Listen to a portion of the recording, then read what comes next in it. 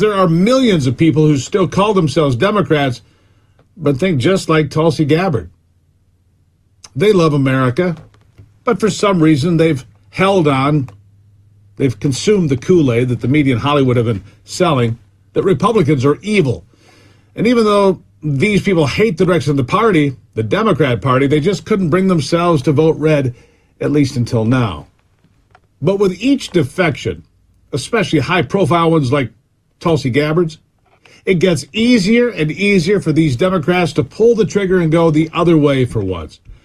Like Democrats in the Rust Belt, for example, who are not particularly woke, but stick with the Democrats due to their upbringing or their union past or whatever it might be. But history, well, it's seeming to change.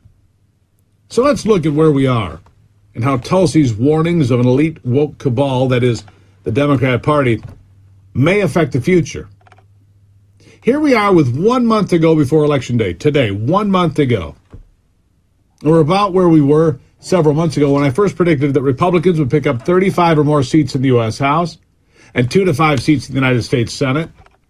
I still find that to be right on the money. You see, because the basic fundamental failures of Joe Biden as president and his administration have not improved, not one bit. In fact, in many ways, they've gotten much worse.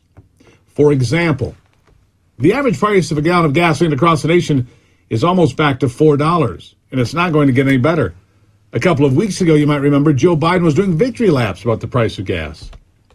Didn't even fall off his bike then. But it began back on day one when Joe Biden and the anti-energy, anti-America, anti-free market zealots went off the rails and began to attack the American energy sector and America's energy independence because it stood in the way of the Great Reset mentality they were hot to pursue. And like I said, Tulsi Gabbard is just one among millions ready to walk away.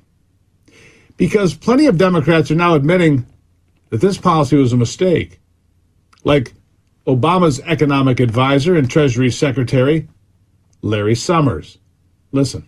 Look, we made a mistake by canceling the Keystone Pipeline.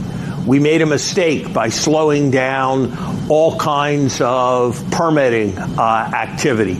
We made a mistake by being hostile as a country to natural gas.